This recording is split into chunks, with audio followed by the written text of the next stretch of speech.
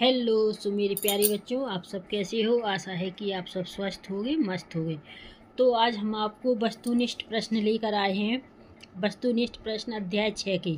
ठीक है, तो हम अध्याय 6 के पूरे वस्तुनिष्ठ प्रश्न लेकर आए हैं जो परीक्षा में महत्वपूर्ण होते हैं, जो परीक्षा में आएंगे। तो अन्य महत्वपूर्ण प्रश्न, ठीक है। वस्तुनिष्ठ प्रश्न में क्या क्या आ जाता है? बहुविकल्पीय प्रश्न, खाली स्थान, जोड़ियाँ और सत्य असत्य और एक शब्द में वाक्य। तो वस्तुनिष्ठ प्रश्न हम सारे लेकर आए हैं। तो चलिए, सबसे पहला हमारा प्रश्न कहता है बहुविकल्पीय प्रश्न है।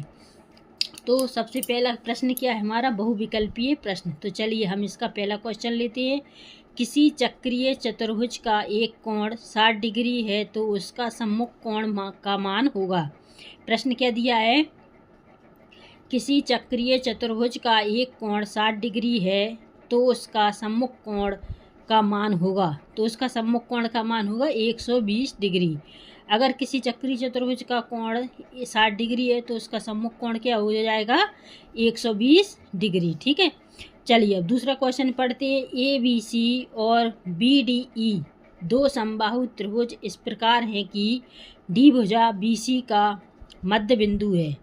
त्रिभुजों ABC और BDE के क्षेत्रफलों का अनुपात है। क्वेश्चन क्या कहता है? ABC और BDE दो समबाहु त्रिभुज इस प्रकार हैं कि D भुजा BC का मध्य बिंदु है। ठीक है, क्या है? BC का मध्य बिंदु है। त्रिभुजों ABC और BDE के क्षेत्रफलों का अनुपात क्या होगा? क्षेत्रफलों का अनुपात होगा 4:1। क्या होगा? 4:1। ठीक है, अब हम क्वेश्चन नंबर तीसरा पढ़ते हैं। त्रिभुज के तीनों अंतः कोणों का योग होता है। तो ये तो सब वैसे भी पता है और सब जानते हैं कि त्रिभुज के तीनों कोणों का योग कितना होता है? 180 डिग्री। ठीक है, त्रिभुज के तीनों कोणों का योग कितना होता है? 180 डिग्री। चलिए अगला क्वेश्चन ले लेते हैं। समकोण त्रिभुज में सबसे बड़ी भुजा है। क्या है? समकोण त्रिभुज में सबसे बड़ी भुजा है। कौन सी भुजा है? कर्ण। तो क्या है? समकोण त्रिभुज में सबसे बड़ी भुजा कौन सी है? कर्ण। ठीक है, चलिए अगला क्वेश्चन क्या कहता है? यदि किसी त्रिभुज की एक भुजा के समानांतर अन्य दो भुजाओं को भिन्न भिन्न बिंदुओं पर प्रतिच्छेद करने के लिए एक रेखा खींची जाए तो ये अन्य दो भुजाएं एक ही अनुपात में विभाजित हो जाती हैं। इस कथन को निम्नलिखित नाम से जाना जाता है। क्या कहता है क्वेश्चन? यदि किसी त्रिभुज की एक भुजा के समांतर अन्य दो भुजाओं को भिन्न भिन्न बिंदुओं पर प्रतिच्छेद करने के लिए एक रेखा खींची जाए तो ये अन्य दो भुजाएं एक ही अनुपात में विभाजित हो जाती हैं। इस कथन को निम्नलिखित नाम से जाना जाता है। किस नाम से जाना जाता है? आधारभूत अनुपातिका प्रमेय। कौन सी प्रमेय? आधारभूत अनुपातिकता प्रमेय। क्लियर। चलिए अगला क्वेश्चन लेते हैं। त्रिभुज ABC में AB बराबर 6√3 सेंटीमीटर।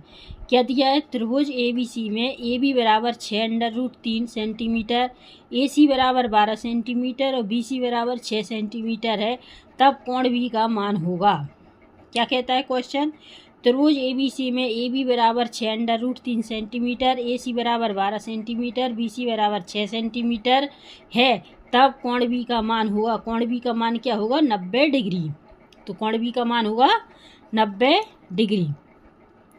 किसी त्रिभुज ABC में DE बराबर AB, क्या है? DE बराबर AB तथा CD बराबर 3 सेंटीमीटर, EC बराबर 4 सेंटीमीटर, BE बराबर 6 सेंटीमीटर, तब DA होगा। क्या क्वेश्चन क्या कहता है? किसी त्रिभुज ABC में DE बराबर AB तथा CD बराबर 3 सेंटीमीटर, EC बराबर 4 सेंटीमीटर, BE बराबर 6 सेंटीमीटर तथा DA होगा किसके? 4.5 सेंटीमीटर। किसके मध्य होगा? 4.5 सेंटीमीटर। चलिए अगला क्वेश्चन लेते हैं। यदि एक त्रिभुज में किसी एक भुजा का वर्ग अन्य दो भुजाओं के वर्गों के योग के बराबर हो तो पहली भुजा का सम्मुख कोण होगा। क्या है? यदि एक त्रिभुज में किसी एक भुजा का वर्ग अन्य दो भुजाओं के वर्गों के योग के बराबर हो तो पहली भुजा का सम्मुख कोण होगा? क्या होगा? 90 डिग्री। क्या होगा? 90 डिग्री। चलिए अब हम क्वेश्चन को पढ़ते हैं। किसी त्रिभुज ABC में DE बराबर BC है तो AD बराबर x, DB बराबर x-2, AE बराबर x+2 तथा EC बराबर x-1, तब x का मान होगा। क्या कहता है? किसी त्रिभुज ABC में DE बराबर BC है तो AD बराबर x, DB बराबर x-2, AE बराबर x+2 तथा EC बराबर x-1, तब x का मान होगा कितना होगा? मान 4 होगा।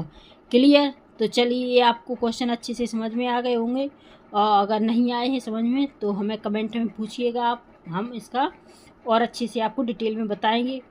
तो चलिए अब हम नेक्स्ट क्वेश्चन ले लेते हैं। तो चलिए नेक्स्ट क्वेश्चन क्या कहता है कि समरूपता के लिए आवश्यक प्रतिबंध है। क्या है? समरूपता के लिए आवश्यक प्रतिबंध है। क्या आवश्यक प्रतिबंध है?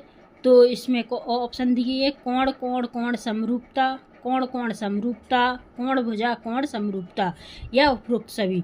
तो इसमें से हमको क्या सही समझ में आ रहा है? समरूपता के लिए आवश्यक प्रतिबंध है उपरोक्त सही। तो कौन कौन से हो जाएगा? कोण कोण समरूपता हो जाएगा, कोण कोण समरूपता हो जाएगा, कोण भुजा कोण समरूपता हो जाएगा या उपरोक्त सभी। तो इसका आंसर आ जाएगा उपरोक्त सभी। क्लियर? चलिए अगला क्वेश्चन ले लेते हैं। दो समरूप त्रिभुजों के भुजाओं का अनुपात 4:9 है तो त्रिभुजों के क्षेत्रफलों का अनुपात क्या होगा? क्या है? दो समरूप त्रिभुजों के भुजाओं का अनुपात 4:9 है तो त्रिभुजों के क्षेत्रफलों का अनुपात क्या होगा? 16:81। क्या होगा? 16:81। चलिए अगला क्वेश्चन पढ़ते हैं। पाइथागोरस प्रमेय भारत में निम्न गणितज्ञ द्वारा दिया गया था। क्या आ जाएगा? पाइथागोरस प्रमेय भारत में निम्न गणितज्ञ द्वारा दिया गया था। किसके द्वारा दिया गया था? बोधायन। ये क्वेश्चन हमने एक बार और आपको पढ़ाया अच्छे से, तो इसको अच्छे से कर लेना, ठीक है। पाइथागोरस प्रमेय भारत में निम्न गणितज्ञ द्वारा दिया गया था। किसके द्वारा? बोधायन। चलिए अगला क्वेश्चन लेते हैं। प्रसिद्ध यूनानी गणितज्ञ थेल्स